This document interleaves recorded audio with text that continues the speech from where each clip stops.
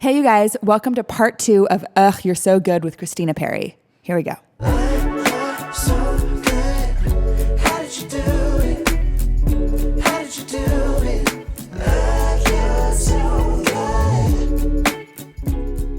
So you're in this whirlwind, it's happening. Yeah, so I that week I fly to New York, whatever. I signed a record deal July 6th, 2010. I love your date recollection, I'm by the like way. really nerdy. You're like my dad. Are you a Capricorn? No, I'm a Leo. I love a Leo. But everyone makes fun of me, honestly, because dates are my thing. That means like, you're really present, maybe? Like you're like, I no. don't know. I think it's like a visual memory. Like, so I had a Google Calendar that I looked at every day. And like, I think I just remembered I do not remember any dates. I don't see a thing. I remember phone numbers from my best friends and first I don't remember that. And I can't do math I remember either. that too. Yeah. No, I'm like, I just remember visual. dates. Yeah. Yeah. And actually, since becoming a mom, like I've like forgotten a lot of things. Like mom brain is like its own thing.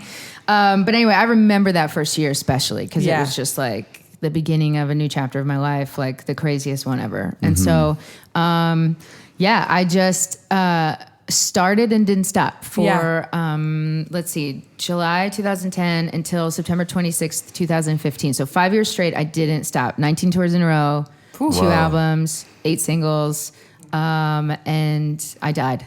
Oh my God. Oh, wow. Could you enjoy it? Like, could you feel it? Like, were you there?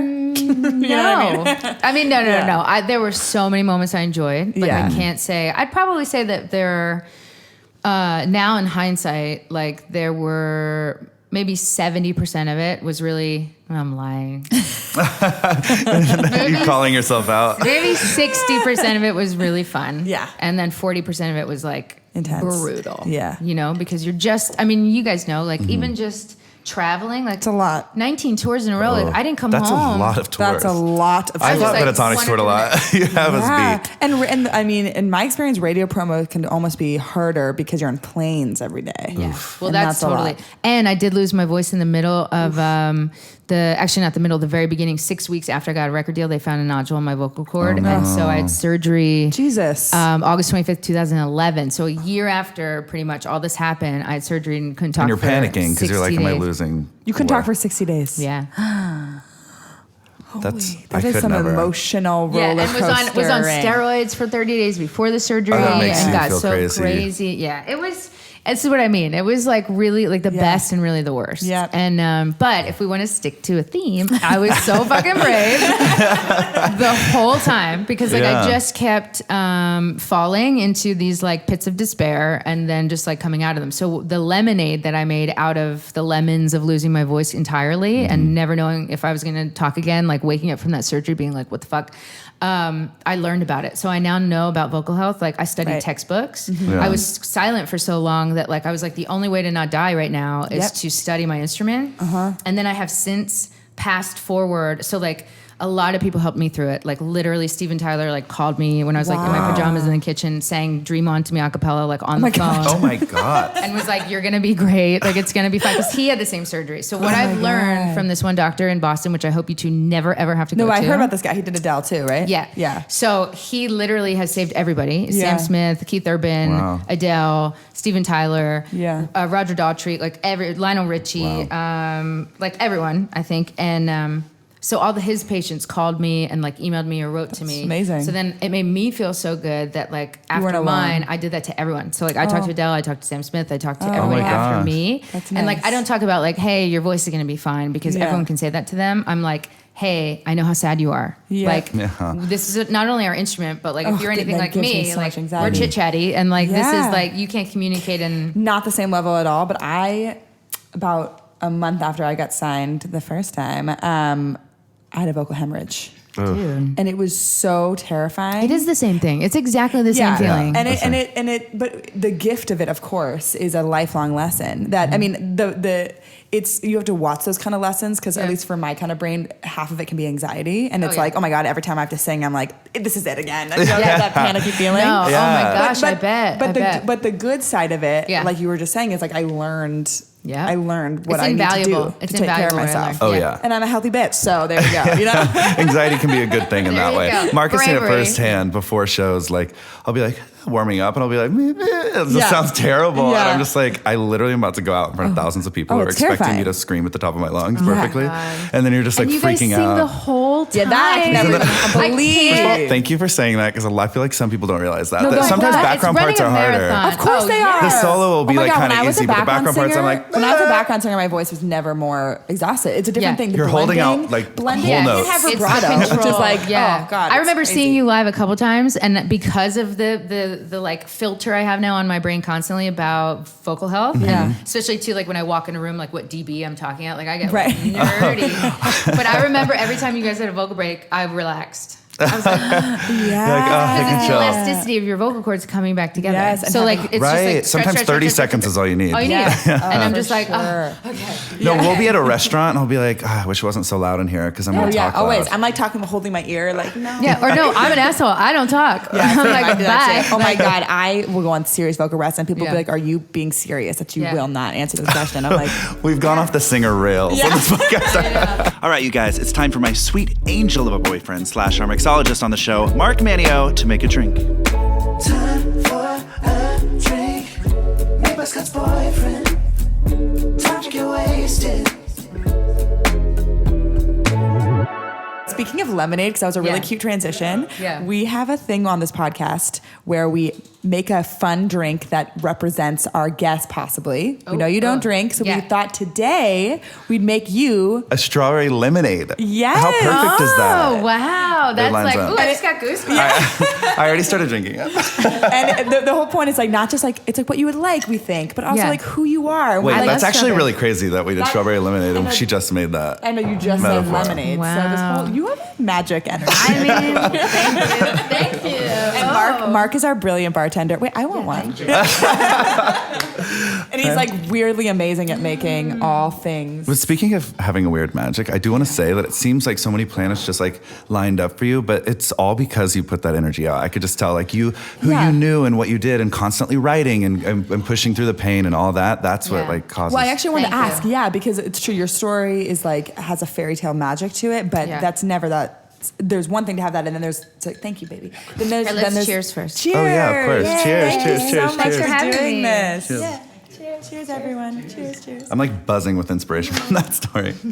Me too. I'm like, but I was saying, it's one thing to have that story, and then it's another thing to go on and have a really successful career. And your Jar of Hearts isn't even your biggest song. Like you went on to, Thank you. You know, like that's, and I just think that's an important thing to remind people because it's like sometimes those stories they're so amazing and they're so exciting, but they have also the ability to be disheartening, I think, because it seems like, how could that ever happen to me? Right. No, it was so much hard work after that. There's so much hard work. It was lightning in a bottle, which I do feel like is the magic part. Yes. And then I could have absolutely not continued it. Do you know what I mean? There's a million stories where it doesn't continue. Yeah, you did 19 tours. You definitely worked your ass off. Totally. Yeah. No, I also feel like too that the whole "it's not supposed to be me" thing, like I really did almost fuck it up like multiple times. I said no to some things I definitely shouldn't have. Right. Like, and I mean, if I'm being really honest, I feel like there's a version of my career where it maybe could have been bigger if I had done things like that. My record label wanted me to put drums on Jar of Hearts first and like do these edits I didn't want to do and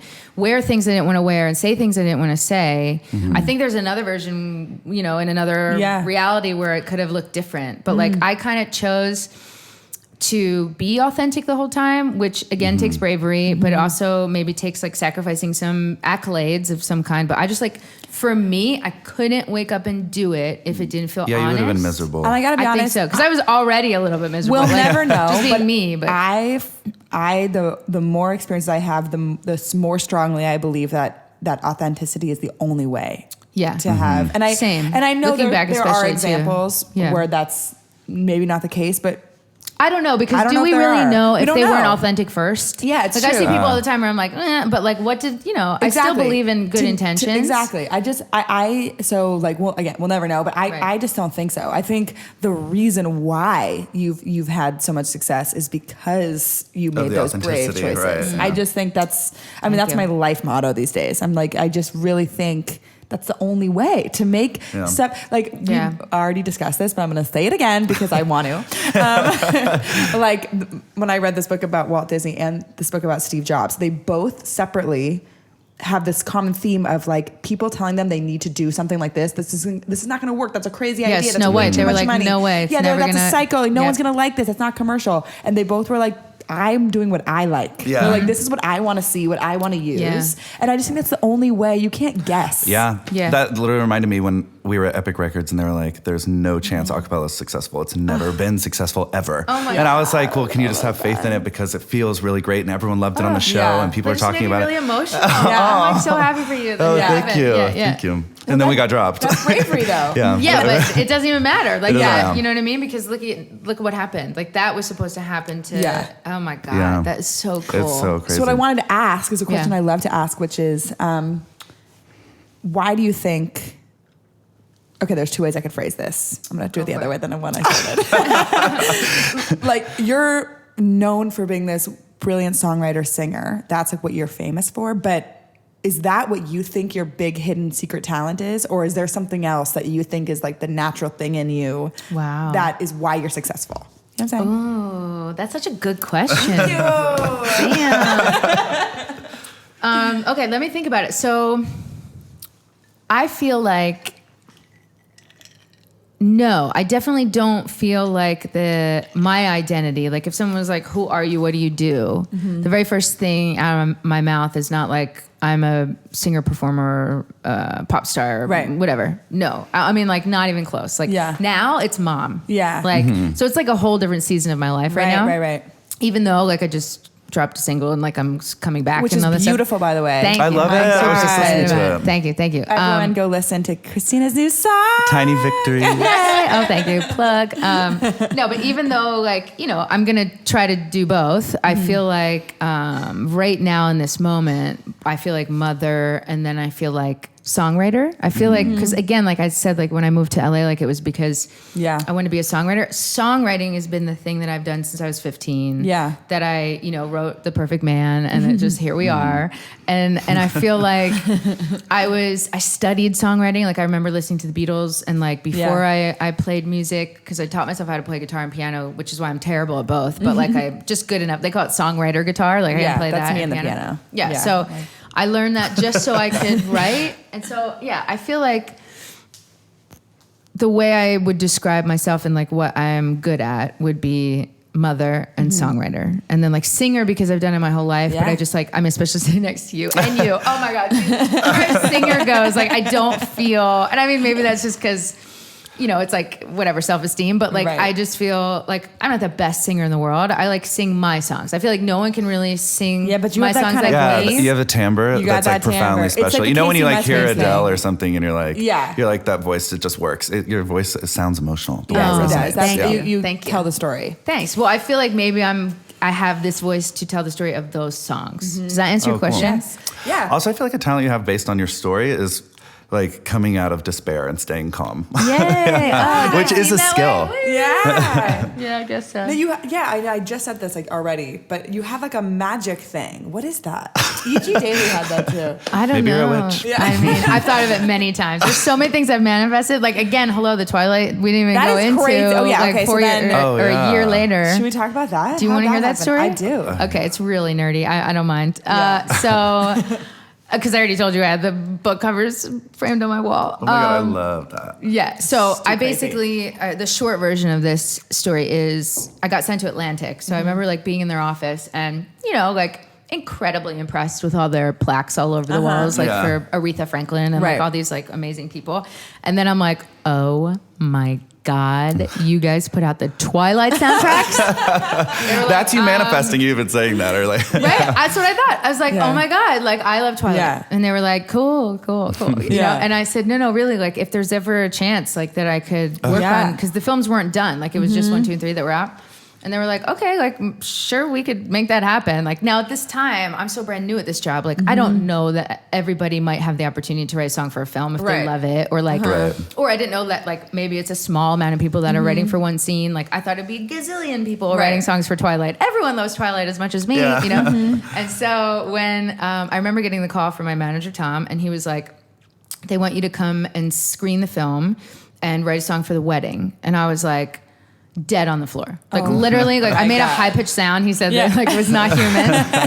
And he was like, okay. And so I went to screen the film here in LA, and I had just had I didn't have vocal cord surgery. I just had foot surgery. 2011 was a brutal year. I was on crutches. Falling apart. I couldn't walk or talk. Talk about magic. I couldn't walk or talk for like 2 months that like overlapped each other. Those are the only two things I ever want to do is walk, talk, and sing. Those are the 3 things I do. Well, imagine not doing any talking or read a walking. lot? I mean, I guess I was like, I meditated a lot because I felt like the universe wanted me to just sit down and shut up. So I was like, I remember I was like, it was meditative in a way. Like I tried to be a better friend, and like I kind of reassessed my whole life. I'm so dramatic. Anyway, but that's a true story. So I was on crutches. I took my friend David Hodges, who I write with all the time, and I was like, "You're coming with me." He was like, "Do I have to?" Like 'cause he didn't want to watch Twilight, and I was like, "Yes." Yeah. And they were like, "The movie's not done yet." So I was like, "That's fine." I sat in the front row. I fucking cried the whole time. Everyone's in the back. I go in the front. I was like, "Who the fuck is this girl?" Yeah. You know what I mean? And I was like, "Oh my god!" And it was like green screen, and like they were holding like sticks with wolf faces on. Like it was like really not done yet. The CGI wasn't done, and I was still having the time of my life. And so they said, we want a song for the wedding. So we leave right after the film. We go right back to David's house. We sit there. We have the whole thing on audio, by the way. We've like recorded the whole writing of 1,000 Years. Oh my God, cool. It's over the like 2 days. And then, so like I love the little moments in there where, you know, like the song happens. And I'll probably put that out someday. You should. Because it's like 17 hours worth of shit that I have to go through. But like, Just post the whole I know, right? For songwriters. No, it would give anxiety to everyone. Just for you guys. I should trim it down though to like a minute or two of like the magic moments. But anyway, so David and I are sitting there and like, you know, I'm like, look, it's a wedding song, so it has to be a waltz. I was like imagining it and we're dreaming it up, and like I'm reading the book, like so nerdy and like quoting things in the book. And there's a moment where we like say, you know, 1,000 years, whatever, and the song is born. And we send it in, and the very next day I got throat surgery. So it was like, well, this is it. gosh. Like, see ya. ups like, and downs. Might never sing again. You recorded it. David recorded it. Wow. Actually, no, I guess we wrote it, and maybe a week later we recorded it. And then I had throat surgery. And then I'll give you a fun fact that nobody knows. Oh my God, wow. Exclusive. Yeah. So, and it's funny because as a songwriter, I think about this and like nobody would ever know ever. And, but I had throat surgery after we recorded it. So there was no way of going in and editing anything. I was just thinking that. So this is so cool. So the original melody of the song, you know how it goes, the one step closer and goes up to that note. It didn't originally do that. It went down. And David and I think my A&R guy Pete, they were like, I think that note should go up. And I was like, hello, I can't sing. I was like, what the fuck? And this is like, sometimes I hate technology and sometimes I don't. Oh, you melodined it? We melodined it. That is not me. And I'm not ashamed because this is like, whatever. It was still my voice. It's just I didn't hit that note. They moved it. And you could have hit it. Yeah, of course. Of course, I hit it every night. But like, but it was like, I think, again, what we were talking about before, like, what if that note wasn't there?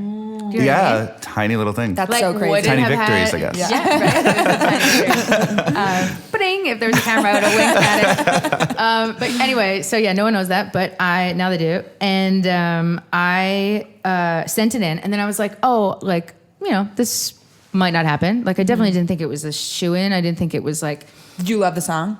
Love the song. Yeah. Yeah, me and David love the song. We've written 30 I love songs. that song. Yeah. Who doesn't though? That Oh, it's song is undeniable. It's a just one listen like, in your hook. You hear Thank it, you. you're like, yes. And also, it's one of those songs where I'm like, how in the fuck has that not been written yet? Especially Yeah. for Twilight. Do you know what I mean? I'm like, it's just like, it's It's one of waiting those- for me. Yeah, it was. But it's, I I know. love those songs where you're like, You're are like, you wait sure a second. This isn't already a Or you're song? 'Cause like it's mildly so annoyed perfect. you didn't write it. Yeah, You're like, yeah. it's like, fuck off. It's so good. I have Yeah. so many of those too. Thank you. But at the same time, I didn't think it was that special. I'm Right. not going to lie. I thought it was like, you know, just for the film. Honestly, I thought it was Yeah. just going to be, if they pick it, it's just going to be for this very little thing. And as a songwriter too, I have to tell this side of the story, which I really love, which is they didn't pick it for the wedding. I don't know if you guys even saw the film, but it's in the credits.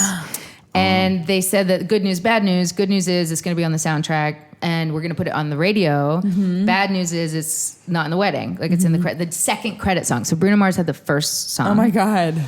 And you know, I have to say, and I love Bruno. He knows I love him, but like, I don't think Bruno loved Twilight as much as me. Yeah. I don't This all feels unfair. Yeah, I don't think he had the book covers framed on his wall. Now, I do love his song, and it finished on radio, and then like mine came, and Jar was really great and sort of America, like, and then 1,000 Years was global, like instantly, like global. And what I do love, that I was going to say, so it didn't make it into the wedding. It ended up being in the credit song. People still stop me on the street and they're like, "Oh my God, I love your song from the Twilight Wedding."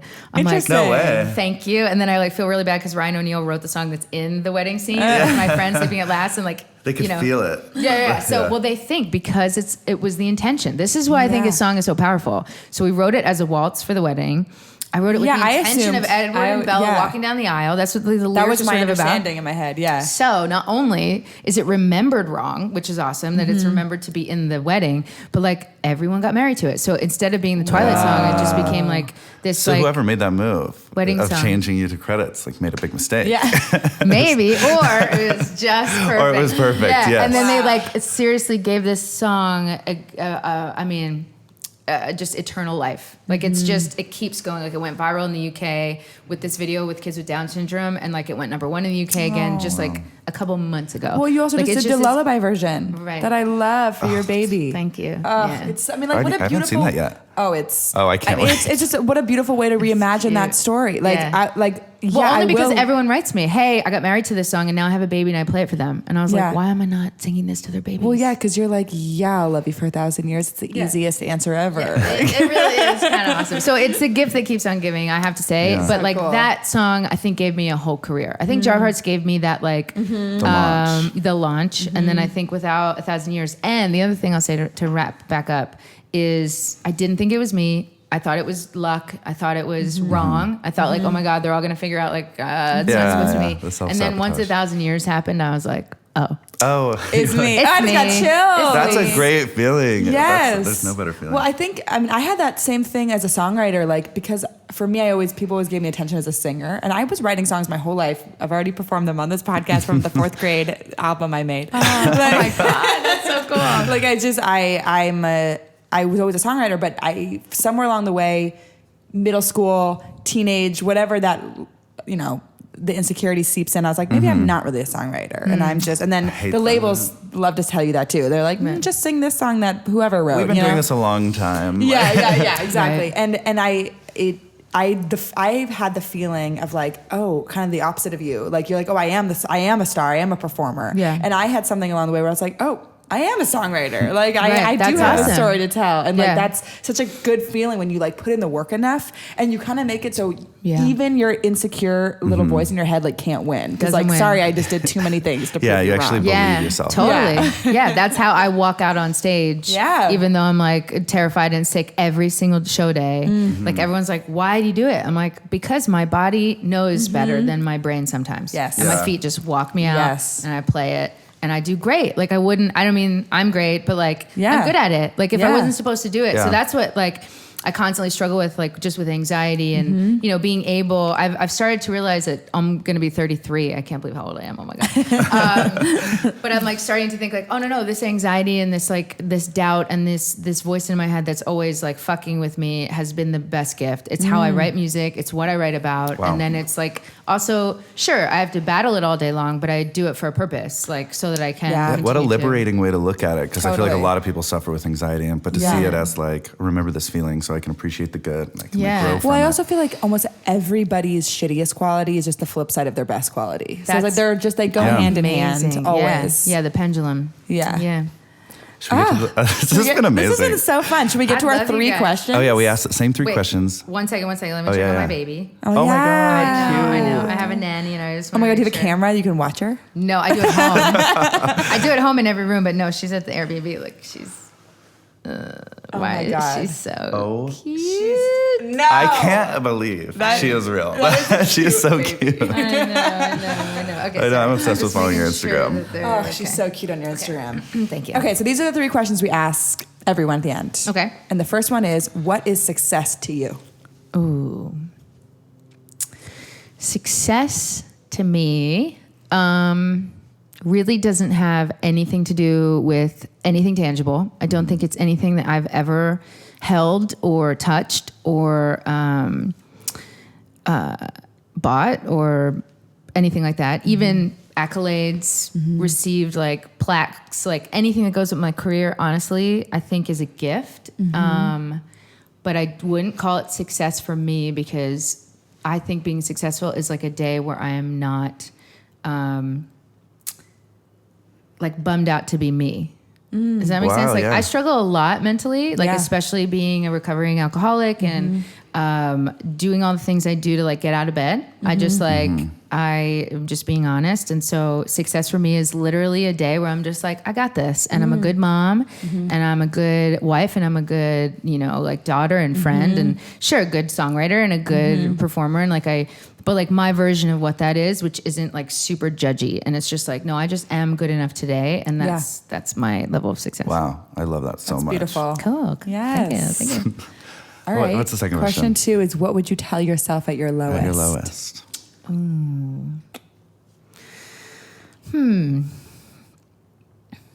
Well, okay, I would say it's temporary. If I'm being really simple, because like that's what I've learned at 33. Like at least the past 10 years of my life, I feel like I've learned the most in my life. And it's so crazy how dramatic and insane and like, you know, like huge everything feels. Like everything feels like Panicked. the biggest thing. Panic. I mean, it all ties in together with mental health. Like everything feels gigantic. And then I feel like the older I get or the more work I do on myself, I learn that every 90 seconds, your system resets. So if like if you have trauma and you're triggered, 90 seconds and you're going to be like back to normal, unless you're re-triggered and you keep thinking about it, blah, blah, blah. Or it spirals. Yeah. So, but like that really helps me. Like 90 seconds, like have a deep breath. And then also another time frame is 3 hours. So like 90 seconds maybe isn't long enough for if something actually really crazy happens in your life, or if like you're having a fight with someone, or if, you know, you're disappointed like in a big way. But like every 3 hours we're different. Every 3 hours we're out of it. Whatever we're in, we're out of. So those are my 2 little mile markers that I do. That's really smart. Yeah, that's really good. Yeah. So that's me at my lowest. Like, hey girl, hang on. Yeah. Just hang on. Just for now. It is crazy how when like I'll have a day where I just feel like randomly like really down and I'll be like, this is it. Yeah. I was like, this day was coming. I hit my happiness quota. Yeah, it's like I'm at that age now where things just get depressing. Yeah. Listen, no, and it's also what we do. Like I love that. Like I guarantee you, like chemical engineers do not sit and do podcasts and talk about like every once in a while they just like think this is the end. Yeah. Like thank God we feel that way. No, that's why we do what we do. Yeah. Do you know what I mean? Like, I know sometimes I think of it as like a bit of a duty. It's like everybody has feelings and emotions and all this pain. It's like we are kind of just, it's our job to feel them deeper To feel so more. we can express it for everybody else. Yeah, we That's feel what too our role much. is. And like feeling too much is how we got this job. I feel way too much. yeah. I feel so much all the time. We just had a birthday party for her at my house a couple days ago. She shows up weeping. It was an emotional roller coaster. And I didn't, like, it was like, I had a great time, but I couldn't stop crying for a while. Yeah, you were like dancing to Beyonce with tears running down. Oh my God. That. It was lean so into much. that. Yeah. You gotta lean into it. No, I was like, I wasn't even I was like, obviously empathetic and sad. You were sad, but I was like, I feel like you're feeling Literally on the way to his house, my friends were like, are you sure you want to go to Scott's house? I was like, if there's anyone I can do this in front of, it's Scott. Oh, that's beautiful. I love that. That's great. Okay, and the last question is, what gossip? What is the tea? Is there any gossip you can share? And just anything. We know You already that's gave us a really good one with the Melodyne. Oh, that was a great gossip. And hilarious. Steven Tyler calling you was kind of gossip. Yeah. So this is our curveball at the end. Where Gossip. we, Like current or just in could general? literally it really anything. could be anything. Okay, ready? Got a good one. Yeah. I met Ed Sheeran in 2012 at the Brit Awards smoking a cigarette in his God. bathroom. And he opened the door and was like, and I was like, and then we were like best friends. Oh my God, I love Wait, that. you were smoking a cigarette in his bathroom. Yeah. Oh my God. Amazing. Yeah, so that's gossip, right? That's great gossip. He's so nice, right? Oh yeah, he's an He like loves to drink. He wasn't Loves mad at drinking, you for loves- smoking in his bathroom. No, he lit up a ciggy and had one with you me. guys became friends. Yeah. That's how that Have y'all started ever our written friendship. together? Yeah, we did. Well, we were sending a song back and forth. Mm-hmm. And then, I mean, he's just like so busy. It's insane. So Right. I feel like we paused on that. And then I had a baby, actually. That's what happened. And we did a duet together on my album, Head or Heart. And we toured together and stuff. So became real friends. That's Yeah. so cool. yeah, he's been my real friend. Well, thanks for for a while. telling us that story. That was amazing. This was so much fun. Thank you for having me. All right, thank you guys. Guys, Thanks, so Christina. fun.